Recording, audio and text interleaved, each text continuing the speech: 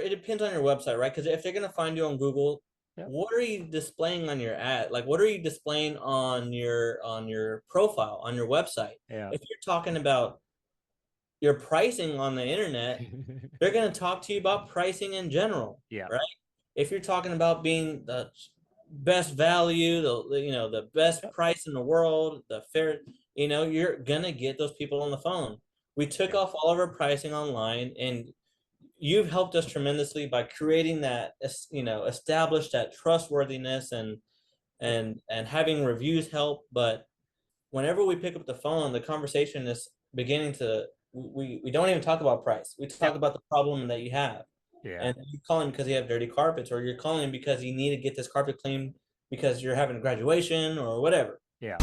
Welcome to the Carpet Cleaner Success Podcast, a show created to inspire carpet cleaning business owners to build their own thriving residential and commercial cleaning business. Your host, John Clendenning, has built and sold successful cleaning businesses for multiple six figures over his 30-year career and is the founder of Carpet Cleaner Marketing Masters, a digital agency that turns your online marketing into a lead generation machine. Tune in as John shares proven tips, strategies, and expert interviews to help fast-track your success in the carpet cleaning industry.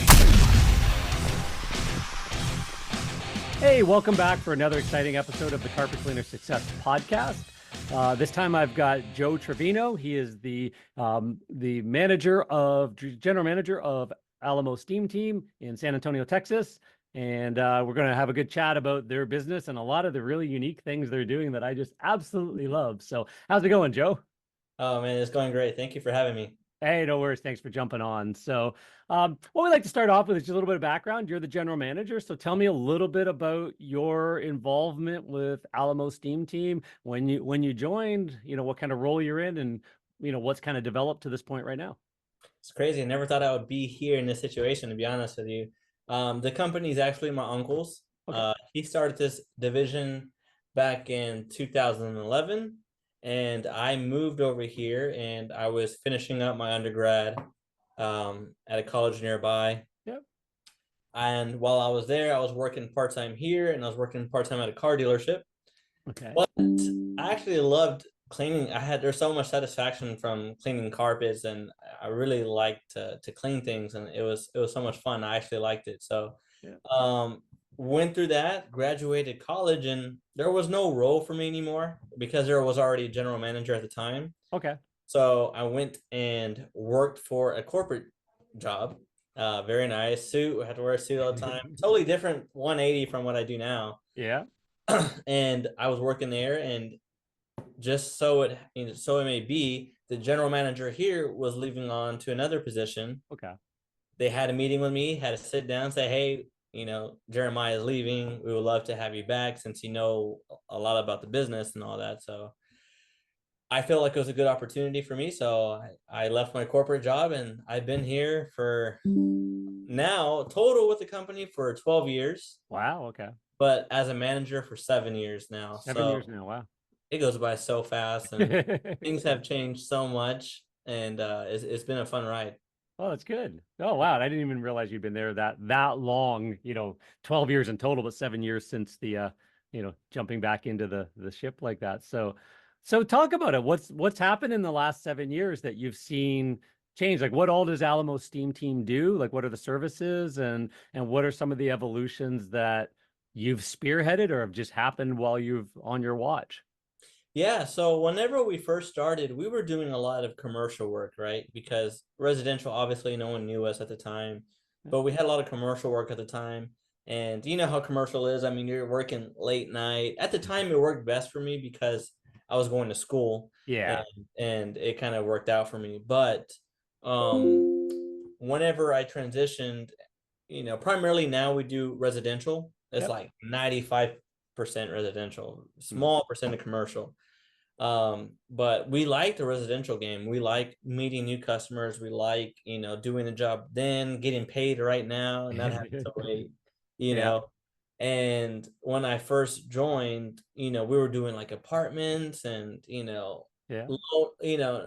like really, really dirty carpets. Dirty, smelly, greasy, and oh my God. Yeah. It really trained us to take out, be the best stain removal person. Yeah. you know.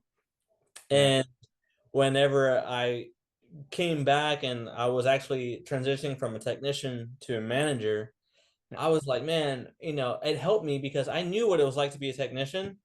So I always wanted to implement new systems and change things up. And that's what we've recently done with the company. About a year ago, we've just changed the whole dynamic. We've of course, over the years you gain confidence, right? Mm. Build up enough money to invest in better truck mounts and to better products and solutions. You start building a clientele, it just naturally has been able to take us up into a whole nother level than we've been before. And you guys do good, like obviously with the clientele, like you show up clean, neat, and tidy. I've seen pictures of the guys and videos of the guys and stuff like that. Like there's like you show up to impress. Yeah. That's obviously something you've added. Like like I believe obviously Steve, the owner's had that in place for years, but that's something that is very important residentially. Totally different if you show up at a restaurant at 11:30, 12 o'clock at night to clean the greasy traffic lanes. Yeah. It's not really that important what you show up and look like, you know what I mean? Kind of idea as much, but residentially, you better show up and be impressive if you really want to have the neighbors see you, that repeat and referral business, and have you stand out in their mind and stuff like that, on top of delivering a good service, and getting all the stains out and all that kind of stuff. But so having that database of people that kind of know, like, and trust you, come back and use you. And I know you guys have raised your prices, like not just inched your prices up, like catapulted your prices up from time to time, which has an impact on some clientele, and other ones are going, yeah, whatever you guys charge, I want you guys. So talk a little bit about that, like the database and the change as you've changed things over the years, that residential database sort of really sinking into loving you guys and a very profitable database, a very big asset to the company. Man, it's been crazy. And I hear a lot of people say all the time, like, man, people from Google are not going to pay these prices, and they won't if you don't believe it. Yeah. A lot of our customers do come from Google. We have a lot of our main 3 tiers are referrals, Yep. repeat customers, and Google, right? Those are the top 3 tiers for us. And with Google, it depends on your website, right? Because if they're gonna find you on Google, what are you displaying on your ad? Like, what are you displaying on your profile on your website? Yeah. If you're talking about your pricing on the internet, they're gonna talk to you about pricing in general, Yeah. right? If you're talking about being the best value, the best price in the world, the fair, you're gonna get those people on the phone. We took off all of our pricing online, and you've helped us tremendously by creating that, establish that trustworthiness and having reviews help. But whenever we pick up the phone, the conversation is beginning to, we don't even talk about price. We talk about the problem that you have. Yeah. And you call him because you have dirty carpets, or you're calling him because you need to get this carpet cleaned because you're having a graduation or whatever. Yeah. Price will generally come up, right? But we kindly talk about price real quick, but we talk about the value that they're going to get. We talk about, hey, it's a free consultation for you. We're super transparent. We just want to go there, take a look at what needs to be done, and give you the exact price. Yeah. Because the last thing we want to do is to try to give a price over the phone, and we get there and it's, customers, they'll say, I have a small room. They're being kind. Yeah.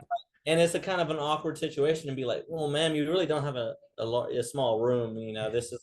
I know we quoted you this over the phone, but it's really going to be this. We just try to wipe that out and provide. Well, that's an awkward moment when you the quote versus estimate. We used to beat that up a lot on our end, and in my cleaning businesses was, this is just an estimate, based on average sizes. It's a general price. When the technician comes, he'll give you a full, thorough quote, and you had to really start teaching them language, because then they go, well, they gave me a quote on the phone, and then the technician has to go, well, ma'am, they actually gave you an estimate based on average, and they started using the exact words to try and get that light bulb moment. But you guys have flipped the whole script.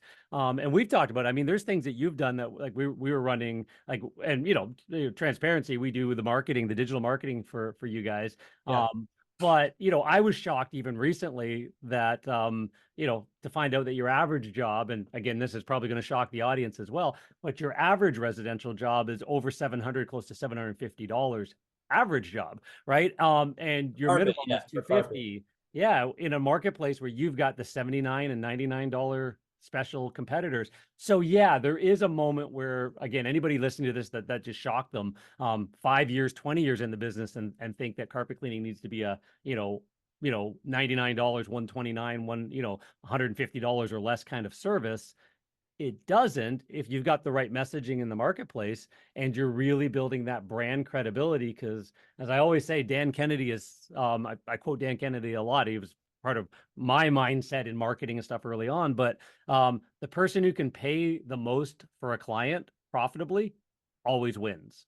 So if you can buy your clients for more than a competitor, so you can spend, what it basically means, you can spend more on ads to get a better client because the client gives you more money in the end. Therefore, you can do it profitably. You make more money. Therefore, if it costs you $50 to buy a new customer and you only ever see them once and it's a $150 job, you made $100.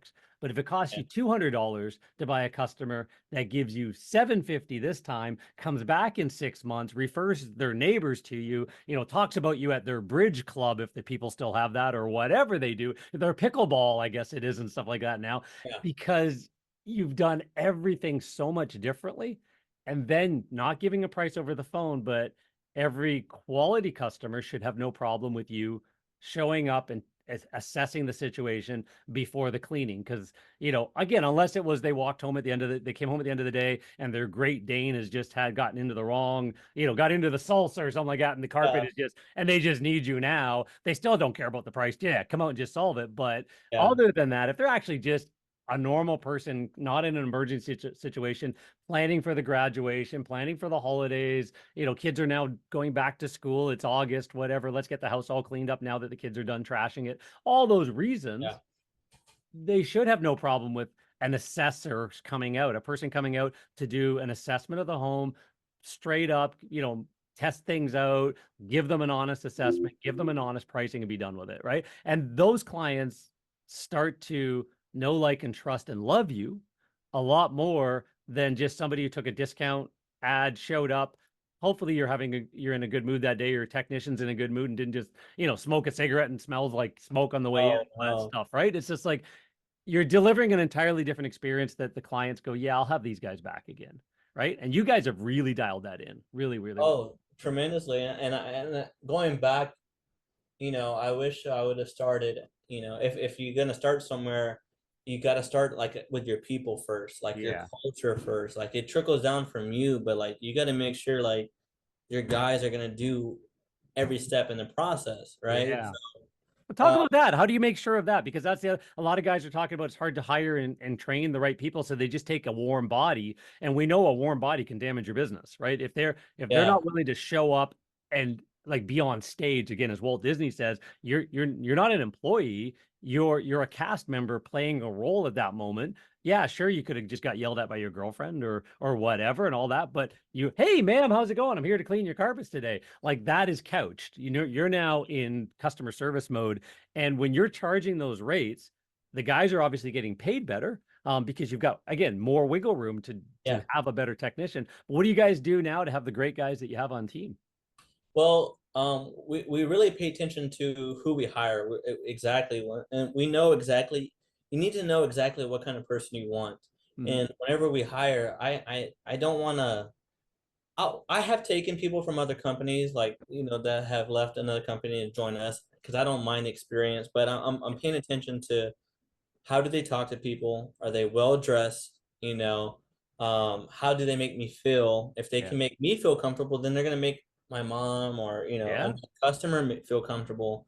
And you can't technically teach customer service and communication as easy as you can. Hey, this is how you clean carpet. It's easy to. It's not rocket science to clean carpet. Yeah, it's a lot harder to show people how to give empathy and to talk to people right and to take their time. So whenever we hire, we're very specific on what we want, and we've had people here for many years. And of course, you pay them right. Yeah. If you pay them a good price, they're not going to leave you. Yeah. Right. And if you sometimes we'll do like company events where hey, we'll shut down the shop. Let's go grab some, we'll cook for them. We'll barbecue Yeah. for them.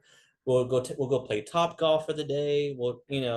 We're trying to engage them and kind of let their hats off. Um, Yeah. Sometimes we'll take them to Vegas Oh, if we hit wow. our goals. Yeah. I got to come work for you. Yeah. We do that, we do that because we know other people are not doing that, Yeah. And it isn't. It's a culture thing. Like, again, I'm older than you. Yeah. And like in my day and age, it was like you were just happy to have a job, right? It was sort of like the employer could kind of take advantage of you or lean on you a little bit. But we're now in a workplace where, like, I didn't like doing that. I didn't hire people that I would do that. I always wanted to hire somebody that in my world that was I always said that you've got to be like you got to treat every customer like, like you would treat your favorite aunt Yeah. or your mom's best friend. Maybe not your mom, because you might get away with some stuff with your mom, but your Yeah. mom's best friend, there's always a little bit, hey, hello, Mrs. Jones or whatever, and nice to see you again today. That's a lovely dress or whatever. Like, you would be polite but a little more formal. And if you've got somebody who could do that, and so I always hired around that with our guys. But yeah, I would say that in the mid to early 2000s, how I managed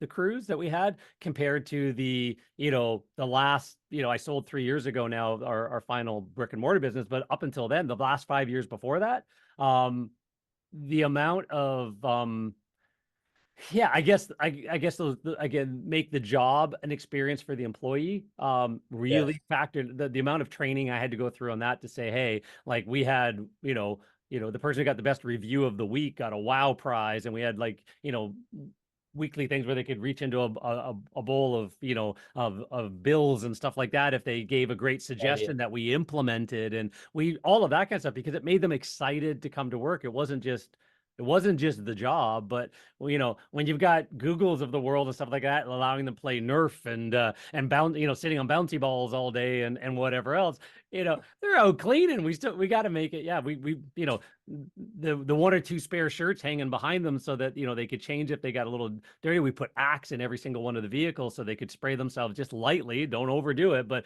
if they're a mist of stuff like that, and we gave them Starbucks gift cards and stuff to stop off and get their drinks and things like that. Just anything we could do. I'm a bit of a health nut, so I didn't give them like bags of chips and stuff like that, but we always had apples around the office and bananas and things like that. So if you didn't have breakfast, grab some stuff. Like, it's obvious, but it's obvious only after you've done it a bunch of times and learned it. Then you go, I should have been doing that since day one. But yeah. That's a great idea, though. I like that. Having a little bowl for like granola bars, maybe, and Granola bars. If we did those, sometimes, yeah. sometimes our guys will skip, breakfast, and you want them in the best mood as possible. So You don't necessarily want them going through McDonald's every day at lunch either, because that's a habit. When you're we all know it's like, no matter how healthy you are, you're out in a truck all day long, and it's like, you just got done a job. It's like 1 o'clock, and you missed lunch, and McDonald's is just. They turn on those French fryers and pump the air out of them, and all you do is smell French fries. I'm pulling in over there, kind of idea, and it's it's actually a little bit better. There was a period of time there years ago. It was funny. So one of our technicians for years was my brother-in-law, and he was one of the first technicians I ever had 25 years ago, and he stuck around, left, went and sold cars for a while, and came back a couple times and stuff like that. But he was terrible at ever making his lunch. So we got our one daughter, Rihanna. So last name Glendenning. So it's RC Lunch Services. And she would make a sandwich, a granola bar, an apple and all, and throw it in a brown paper bag for him to keep him from spending all of his money at McDonald's at lunch and the fast food places, right? And give him a pop. So and he would pay her like $2 or $3 a day or whatever it was for the lunch, right? Man, and she was making the money. It was our food, mind you, from our house. But yeah, I'd show up every day in the shop, and then the other guys started going, "Can you make me lunch too? That's cheaper than McDonald's." And we'd make these little bagged lunches, and my daughter Rihanna would have RC lunch service for a couple of years. It went, and that was just another way of helping the technician. It was cute, and she'd put little stickers in every now and then and stuff like that. So, but yeah, anything you can do, because your technicians are the face of the business. Yes. And I do think that business owners have to really realize that if you really want to be a one-man show, for sure you can, but you've got to, like, I think there's a point at which you should be hiring somebody who can actually run the truck like you run it, right? So that you can go on holidays, you can go on vacation, maybe you get sick, maybe there's a family emergency you got to deal with. You shouldn't be shutting down the whole business. Again, the better clients will let you away with that a little bit better as well. You know, if you got a great client that repeats with you, if you have to call up and say, hey, I'm off next week, you know, my wife's got surgery and I got to stick around the house, they're going to go, okay. Whereas a discount client goes, that's fine, I'll call somebody else, and that you've lost them permanently. But it's still great to make sure that you're hiring somebody that is pricing well enough. You can pay somebody to be in the ride along with you, who can then take over the crew. And then you can be out doing the things you need to do to grow the business. And that's what I want to talk a little bit about as well. I know you guys were talking, or you mentioned the 3 major marketing, but I also know you guys reach out to the community a lot. And like you have Angie is her name, the new girl in the office as well, doing the social media, but you also reach out to those referral type partners and all the other businesses that can refer ideal clients to you, which is a big marketing push that everybody kind of forgets they need to do. It's like, there's a reason why I did $100,000 in a town of 30,000 people in 1995 as a shy kid. I had nothing else to do. I had to knock on doors, or I was going to go. I was starving, and I would just walk in and started meeting businesses.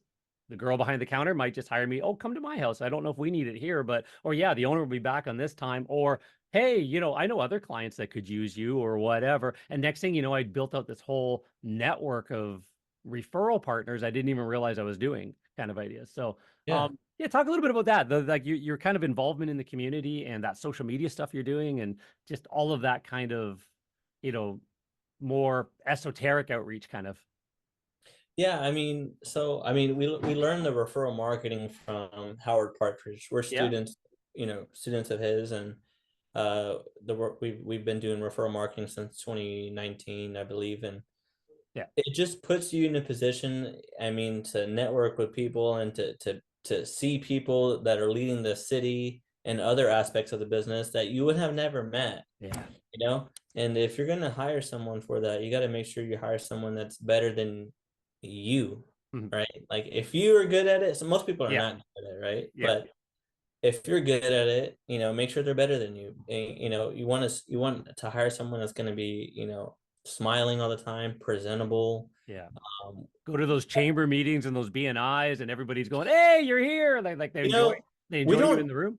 We don't do those. Okay, we used to do those. We used to do those, but this referral marketing has most of our time and attention right now. But and that's the beauty of it. You don't have to be in a BNI group. We're meeting with these people once a month. We're seeing them. She's passing by, giving goodies. The whole purpose of it is you need to try to figure out how to give somehow, give value somehow first before you ask for business. Or you want it to be so good at giving that they're gonna be like, hey, what do you do again? Exactly. That's what we do. Whenever we go and drop off, we'll go 3 months before they even know what we do. We just take them cookies. We'll go and take them goodies. We'll go and drop off donut. And they're like, who is this person that keeps dropping off, stuff? No, that's brilliant. Like, again, Howard Partridge, I'm sitting literally looking over there at my referral marketing program by Howard Partridge from like maybe 20 years ago. So you guys had an updated training and stuff. But I went through all of that as well. The Dan Kennedy stuff, the Howard Partridge stuff, the Joe Polish stuff, the strategies, Don John strategies for success. All of it gives you ideas on how to be a better business owner and to create these better systems and understand why you should do that. One of them I came up with the glass candy bowl idea. So we used to do that at the real estate agents' offices, and I started doing it at the carpet stores as well. So I'd come with coffees and donuts and stuff like that. Eventually, hey, here's our own bottle of spotter with the installers. I'd like to teach one of the guys in the installers in their truck, and when I'm back, I'll give them a new one. So if they happen to step on the carpet or or something like that while they're installing a hardwood floor, they got a little spotter. If it doesn't take it out, my number's on it. I'll go and look at it for free. If it comes right out, I won't charge anybody. Kind of idea.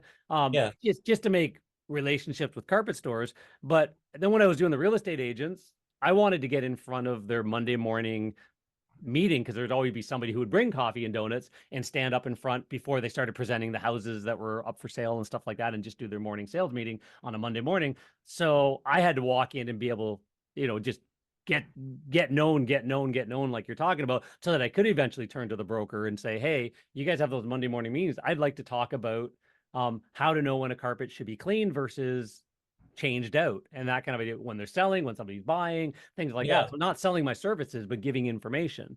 And Yeah. and that kind of thing. So what I started doing is bringing in a glass. Somebody, I can't remember who told me this one. It was such a great strat. I don't think it was Howard though, but a glass candy bowl, and make sure you have candies that make a ting noise when you pour them in. So either the hard chocolates or the hard, the Werthers and stuff like that. And the bowl would have display of our business, a bit of information around it, a couple little business card holders around that as well, about how we, where we have a referral reward program for the real estate agents.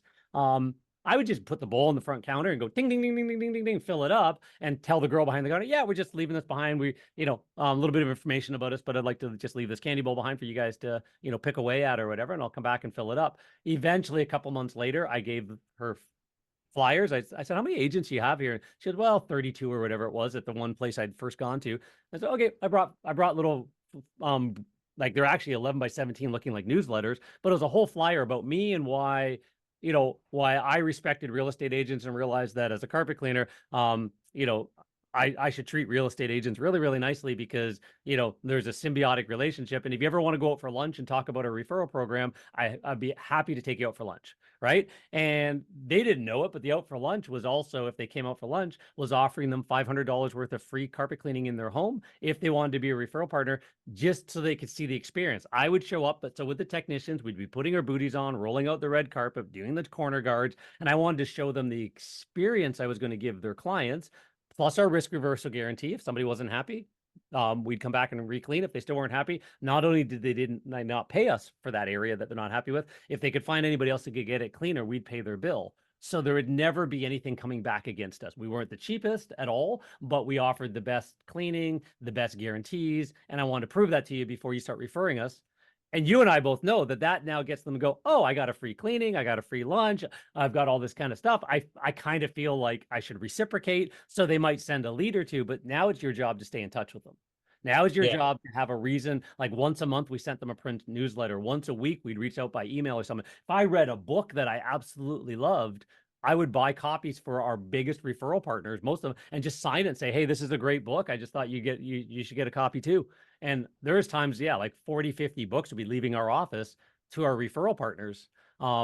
Because like anything I could do and stay in front of them. And it was, if I put in $200 or $300 a year of out of my pocket expense per referral partner, they're putting, 2, 3, 5, 10,000 back in my pocket. So it was well worth the exchange, right? So, and again, so all of that, and it's great that you've got Angie in the office now that's handling it. Because if anybody wants to go check out Alamo Steam Team's Facebook page, you'll see who Angie is. She's just a firecracker. She's bubbly as all get out. So it's crazy. The content, man. The content is like the new wave. It is, yeah. And you're getting exposure for, you don't have to invest in a commercial on TV anymore because people are not watching TV anymore. They're watching their phones. They are, yeah. You have the opportunity to do that now, and people need to take advantage of it for sure. And you don't need this high-end product. I used to think you need some high-end production. Most of our views that come from videos are the ones that you're just taking from a cell phone. Yeah. And you can even get these little, I watched a guy, I don't even know what it's called. I can't remember, but there's a little camera you can get that is basically a cell phone camera in it. And all it does is record. It can stream into your phone. It can stream into your laptop, a little Wi-Fi connected thing. They're all about the size of what those little charging banks used to be, the little USB charging banks, and they can stick on a GoPro. So you can have multiple angles, and they can just go anywhere. Yeah, and it's just now and again they Bluetooth or Wi-Fi into your cell phone, so it can become the recording device or a laptop you have with you or in a tablet, and it's just another. And again, there's so much of this equipment coming out. Like those little lapel microphones, right? You don't even need the one with the wire anymore. It's a little there. And now your audio is perfect from 10 feet away and 5 feet away. And just a little bit of effort. And you could be a carpet cleaner creating, hey, let me show you how to get this urine out, how to clean these stairs. Or what you're doing in the community or what's happening around the office. And and then that one strategy we like to teach all our clients, make sure you join all the Facebook groups of like the business owners of all the little towns you're in, the mommy blogs, anything, any of those groups where your ideal customer or your ideal referral partner's hanging out. And you can share that stuff in and just as a joke and a lark. It's not like, oh, call us. There's no call to action. It's like, oh my God, here's a great happy story of one of our recent clients. I just wanted to share it. Here's a little video. Here's a little story. The rest of the links back on our website, whatever. And you just share it in and as your person, not as the business, but literally as Joe or as Angie or as Steve or like the owner of the business. You just share them into these groups, and it's another way of getting people back to your Facebook page. And they go, oh my God, look at how much fun these guys are having on their Facebook. Now they like and follow. Now they're going to actually see a little bit more and get engagement. But they're also going to link through to your other stuff. They're also going to see all the testimonials coming through and the reviews and the all of that kind of stuff. And all of it just washes over them like, if a friend just says, oh, I need to get my carpets cleaned, I don't know who to call. Oh, there's these people I've been following. They might not even be customers of yours. They've never even tried you, but they're in love with you because of what you do, because we're in the new world of social media. So I never thought we'd get a customer from TikTok, but we get customers from TikTok, when we clean rugs and stuff like that. And I ask them, how do you hear about us? That's another thing too. If you're in business, you got to make sure your receptionist is always asking, how did they hear about us? Yeah. How did you hear about us? How did you hear about us? Because you can double down on what's working. Yeah. How do you know what's not working? What is working? You need to know those things. Yeah, I actually have a better question for you. It's just again from there's a sales languaging expert guy by the name of Matt Easton University. What information are you looking for today is better than how can I help you? It gets people thinking slightly better. It's a neuro-linguistic thing. It changes your brain slightly. And then what research have you done on us so far? I used to always say, what led you to call us? Because how did you hear about us? Well, the internet, or I saw a truck. But when I say what led you to call, we'd get 2 or 3 more. But what research have you done on us so far? It actually opens up a can of worms, because it's like my real estate agent told me about me. Then I went to your social media, and then I made it to your website, and now they just start unloading because you used the word research, kind of idea. And I did research you. And if they said, well, I just saw an ad, they didn't research you. They know now you even know how to talk to them better. Oh yeah. Now it changes the whole conversation about if they've seen all that stuff, well, then that we do this, and you've probably seen that, and you've heard of this is entirely differently. Well, okay, so you saw an ad, so you know nothing about how amazing we are. Let me start telling you how amazing we are and why we're different, right? And you can really have that moment of impressing upon them. So that's a great idea. I like that. So let's talk a little bit about some of the other marketing you guys do, like database outreach. How often do you guys ping your database? Because I've talked to guys that said, I try and text them once or twice a year. And it's like your database, like literally that thing you should hold in reverence, because these are the people that love you and are going to come back and tell everybody about you. That's why you're in business, is to build this asset value of lists and databases. So what do you guys do to keep in touch with your database and keep them coming back and remembering you and all that stuff? Yeah. So the text, we do text messaging. So there's 2 texts that will go out. We don't text blast people all the time, but we have the advantage of texting people that that you've done business with, is that what the house is, that's profitable. You're not texting random people, Yeah. So we'll text them with offers that last for 2 weeks. So we'll send 1 the first week of the month, and then 2, the second one will be like, hey, the deadline's approaching. Don't forget, we have limited spots. Yep. Yada, yada. We'll do that twice a month.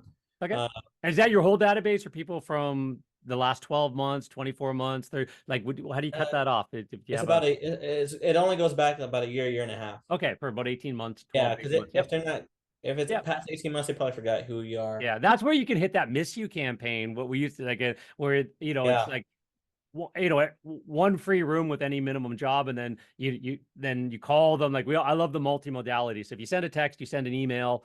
And then a mailing too, because sometimes if you get in their mailbox, like with a letter, like an actual, written look letter, it just stands out differently than anybody else. But then we'd always ramp it up, that if they didn't take advantage of it, we'd send a second message looking like it was handwritten all over or whatever. And then the third and final one, okay, you win, was the name of the letter. And it was, you get 1 free room, no strings attached. Have us back. Either we didn't impress you the first time, or we didn't impress upon you the reasons why you need to get your carpets and your upholstery and stuff cleaned more than once every 18 to 24 months. It's been almost 2 years. So one of those 2 things is true. We either didn't impress you or impress upon you. And either way, let us come back for free, literally no strings attached. Of course, you can add other areas if you want, but let us come back and just remind you again. Because what is it? $20 or $30 worth of technician wages and 20 minutes of, $20 of solution. You're out pocket $50 to try and win back another 3, 4, 5, or in your case, $750 client. It's well worth. You spend at least $100, $80, $100 buying the customer the first time with good marketing or more. Why wouldn't you spend another $50, as a final attempt to see if you can win them back and get the rest of the house? So the Miss You offer is a really good one to try and sort of reactivate as they get stale at that 18 to 24 months mark. But you guys also do emails. Like, are you on the weekly email program with Michael's group, or you do as well to your database? Yeah, we do. We use a combination of your stuff and ours, but we email once a week. Yeah, so you got once a week, you got the text blast, you've got reminder mailings that when they hit a year and things like that. And so if you just add them up, like I've told somebody that we used to touch our A-list database 48 times in a year, and they thought I was absolutely nuts. And that would be with phone calls, monthly newsletter, print newsletter sent to them, phone calls, checking in every 3 months, just touching base to see how those stains turned out. We're looking at the database. So, hey, those pet stains we took out, is everything still good? That red wine stain didn't pop back up. Awesome. Great. Now, it's approaching Father's Day. We just passed about this approaching Father's Day coming up next month. Because you're one of our VIPs, you get into any of our offers a little early. So just wanted to let you know what's coming up there, but you can take advantage of it anytime between now and, the end of June. As one of our VIPs and stuff like that. So if there's anything you need done, definitely. And you can have that, leave it as a message or have that quarterly check-in just to touch base with your database and let them know that you care about them. And it's an empathetic call, not a sales call. And all of that helps. Just keep on top of them and just stay in their world, right? Yeah. And they will remember you and not realize, oh my God, it's been 2 years since I cleaned my carpets. I thought it was a year. You don't want to ever have that conversation. Or the person has to go back to the internet or wherever they found you the first time to find you again. Your customers should never have to Google you to find you. Your customers should have more than enough, like the spotting guide stuck to the inside of their cupboard and the fridge magnet and the piece of mail coming in and the phone calls and the text messages. They should know how to get a hold of you without ever having to go back and search for you, because all your competitors are where they're searching as well. So now you could lose them to a fancy message. So and we have certificates because we apply a protector. So they have a certificate, and on the certificate it says, if you call us before 6 months or this date, you get, I don't know, I forgot what it was, 15% off. And then if you wait a year, then it's 10% off, right? So that gives you an excuse to call them 6 months down the road, be like, hey, just want to give you a reminder if you want to take advantage of that, 15% off.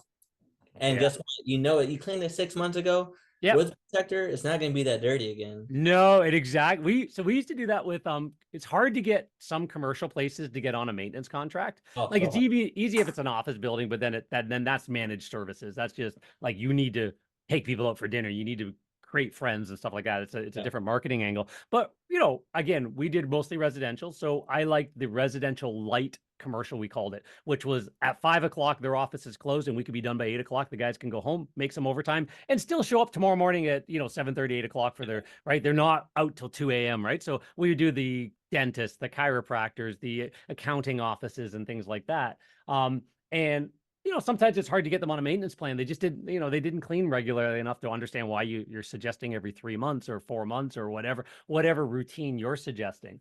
So what we would do is exactly that. We would give them a quote, but with a sort of like a maintenance plan suggestion, and then sort of in the quote, and then sort of our maintenance plan light, as we called it, which was if you called us back every 4 months or within 4 months of your most recent cleaning, it was 20% off. If it was within 6 months of your recent cleaning, 15% off, and 8 months of your most recent cleaning, it was 10% off. And then annually, it was just the regular price. So we just show them that, and that would give us a reason to call them. Or actually, what I preferred the guys to do is on a slow day, we called it the downtime routine. And they'd call in, the next job's not available. Apparently their kid's sick. And, the final one, I can't bump up. I'm not good till 3, and it's like 1 o'clock. And Heather would go, okay, cool. So you guys are in this neighborhood? Yep. Awesome. Okay. Can you stop by these 3 or 4? She did pull up a list. She has an Excel. Can you stop by these 3 or 4 places? It's been a couple months since we've cleaned there, and just put some eyeballs on it.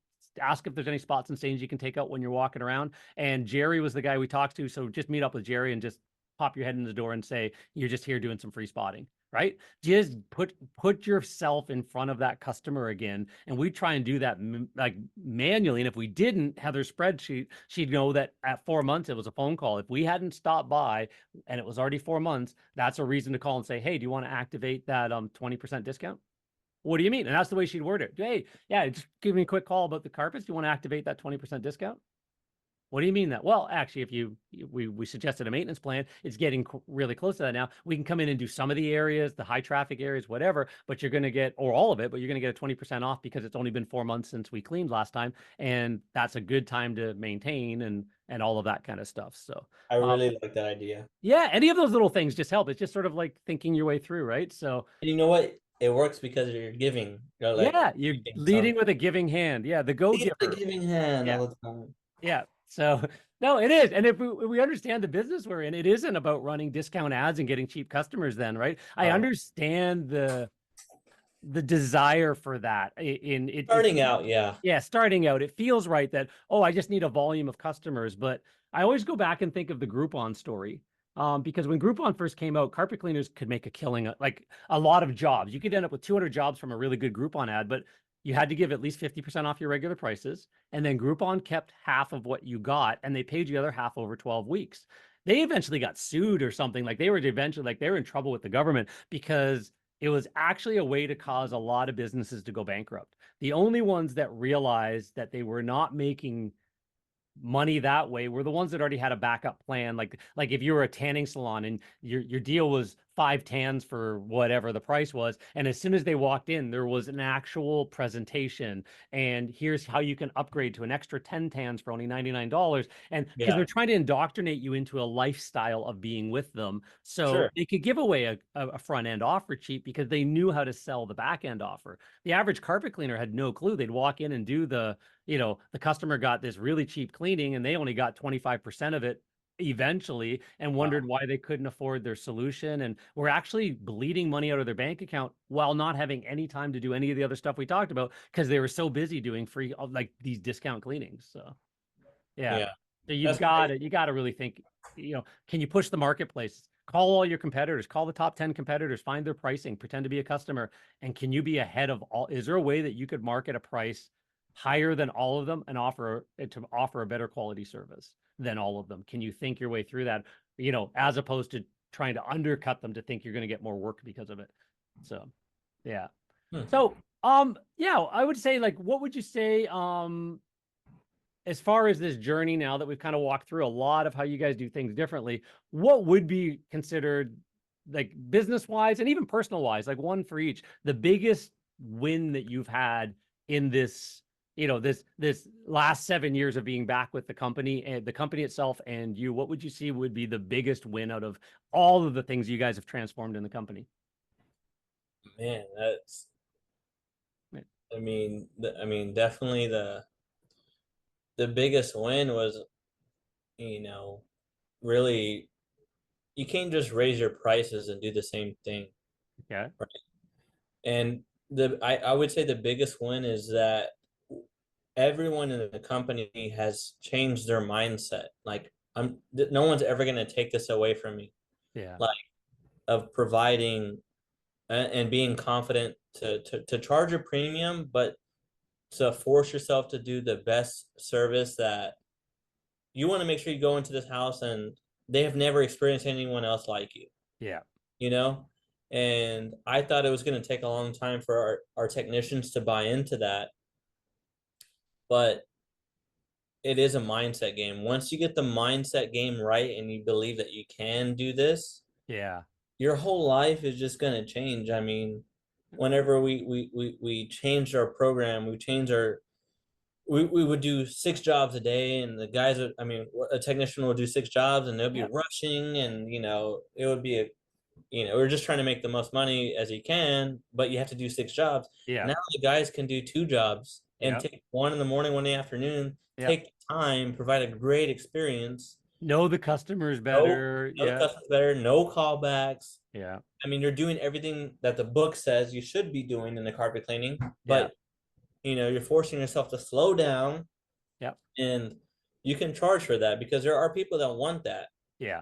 And you can tell the customer what you're doing while you're doing it. It's like I used to love going, Mrs. Jones, come here, come here. Like I'd clean half the arm of a couch or Yeah. whatever. And I taught our guys to do this, or half a flight of stairs or part of this, and show them that before and after moment, because it's an anchor. So there is actually a reason to do it, because you actually create a psychological moment, because no different than you get your teeth whitened. Like you didn't realize it was 7 shades. Yeah, they look a little whiter. Oh my gosh, right? Same idea. As soon as the carpets are completely clean, they look better, but that shocking difference is gone because you don't see the half and half. So I always, if the customer is home, always found a moment and taught the guys, go find a half and half moment. Even if you're running behind, like you've got to anchor the fact that this is what you're actually, the transformation you're making, because once they go and see it all after it's all down 10 degrees of dirt kind of idea, they might not remember, oh, that looks better. Husband comes home, well, that spot's still kind of there, like a traffic lane that was completely worn or whatever, that, and if she goes, oh, honey, you should have seen it. They showed me the dirty water, the half and half. He goes, okay, anyways, give me a beer. I'll go cut the grass.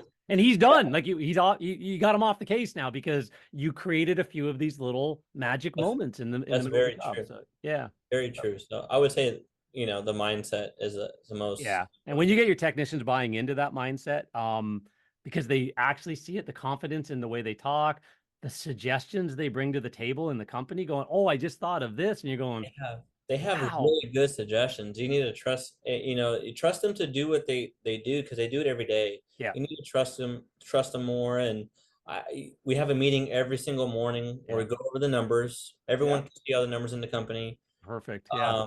We go over the jobs for the day, and I kind of get them going. And I tell them, like, you guys don't realize it, but you're 30% smarter in a positive mindset. So we just kind of start positive, and it just trickles on, rather than being negative or complaining or we try to avoid that, just never you just said something there. I don't know if it would work with technicians. I never did actually try this. So I've always used my driving around time when I was out doing quotes and doing it. And in fact, once I started becoming kind of behind the computer guy, I would go to McDonald's for lunch and then do about a 30-minute drive around the countryside to listen to podcasts. And I use driving time as my learning time. Or when I've got an acre and a half when I'm cutting the grass on the lawn tractor. Somebody said, oh, you should get a much bigger lawn tractor, John, you'd be done faster. I'm going, the podcasts aren't any faster. So no, I need the grass cutting to last, last as long as the podcasts are, right? Yeah. I've always fed my brain positive information, Think and Grow Rich, when I was 18 years old. And then from there, everything else. It's actually an interesting thought. I don't know if technicians would do it, but if that positive mindset, if there was a very technician friendly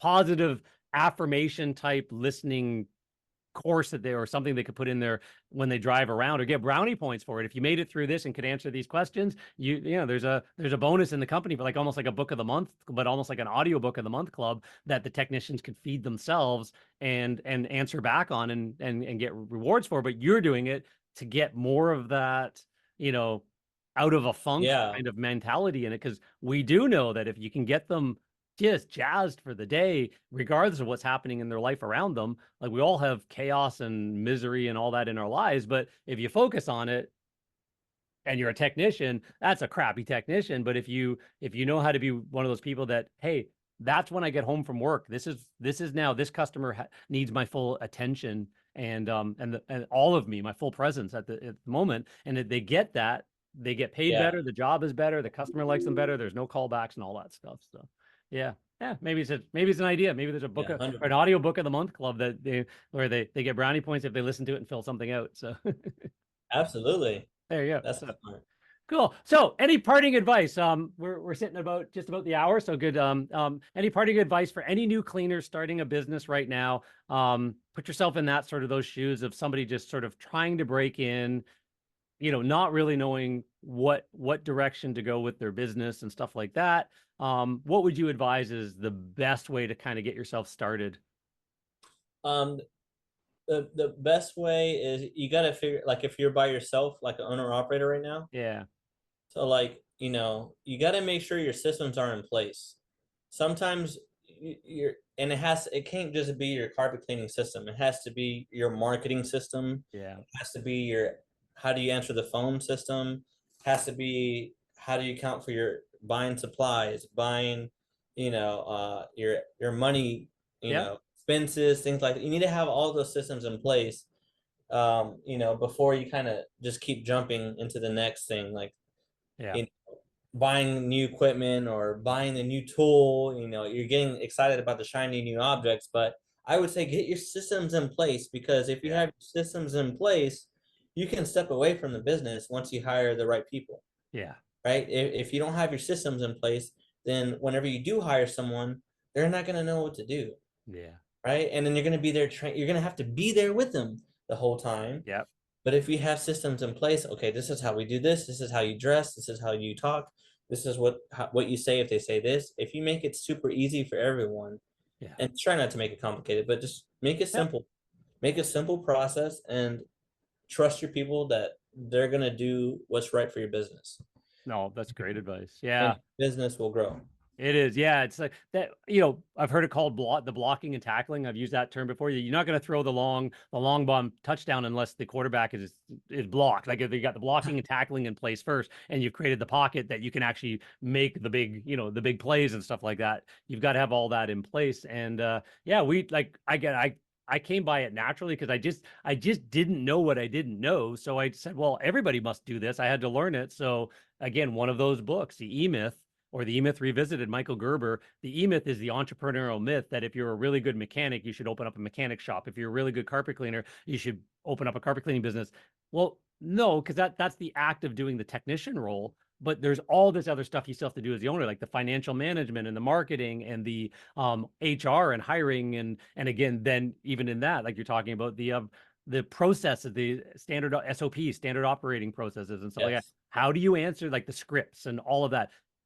You either got to figure it out, do it, or hire somebody to do it for you. You need all of that stuff in place. Even if it's, I guess you said, even if it's just you because you're running a better business, when you go to sell the business, I've talked to guys that only ever want to be owner operators, and I'm go, okay, so buy the building you're in, so and Yeah. rent out the other 2 units because you're building an asset. Because what are you going to do on retirement? Yeah. And when you go to sell your business, have your list, have your referral partners, have all of that, your asset value, rank your business really well, have all of that in place, because what you're selling is not the truck mount and the wand. You're going to No. get 50, 60 grand for it. How do you get $500,000 for a 2-truck operation in the middle of a pandemic when I sold mine? Is because I said, take all the equipment, all of the vans, all of that, discount it to zero, because they're all replaceable and, financeable, and a 5-year kind of lifespan, on them. You might get longer than that, but you should you should depreciate them over 5 years. What is my business worth with none of that, but the database, the outreach, the systems we have in place, all the turnkey stuff? Here's what we market on. By January 1st, the entire year's worth of marketing is in the books. Like we know what's happening, when we're going to prepare the mailings for Mother's Day and Father's Day and this and that, all of that kind of stuff. You bought a franchise without being a franchise. You bought a business in a box, because it's like, just follow the big binder. It literally flipped the page. You got a new receptionist. Here's what she needs to do day 1. She has to start learning this and this and this. Day 2, she can start learning this.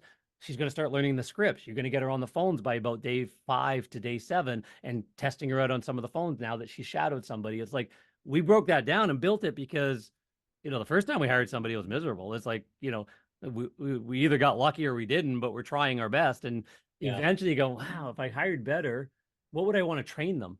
And then you wrote it out before they showed up. And then it became, so that's the business owner staying up. You don't get to walk home at 4:00 because there's no more jobs today. Okay, 4:00, I get to start my business owner job now. And now put my big boy pants on, and let's start creating that process, which will eventually get you out of the truck anyways, and being the person that can go and meet and greet everybody while your technicians are doing the cleanings. So Exactly. yeah, Awesome. perfect. Well, I really appreciate you jumping on. I know a lot of value to guys. I know we opened up a few eyes as well. That's another reason why I wanted you on. The people that don't quite understand how far you can actually push this with the right clientele and stuff like that. So want to just kind of broaden people's horizons, and it's like a muscle. If you push it that far, it never always comes all the way back to where it was. So let's keep this whole crowd, the carpet cleaning crowd, really elevating their game and delivering better and better and better for the customers. And That's what I want. yeah. I think it's important, and we're running into a period of time where the middle class and the lower middle might be making different decisions with our state of the economy and, and consumer price index and interest rates and stuff like that. So the upper middle and upper class are the ones that still have the discretionary income that hire the people like us. So you got to market to those people and be what they want to hire, which is a little bit different than just sort of like the average average service. So anyways, I really appreciate you jumping on, Joe. Thank you so much. I appreciate it. Yep. And all the best. And yeah, you guys definitely go check out go like and follow their social media. You're going to get a kick out of everything they're doing, not just Angie, but the entire rest of the crew. So it's a lot of good stuff going on there as well. So, Yeah. Yep. Thank Take you. care, everybody. Thanks so much. Later.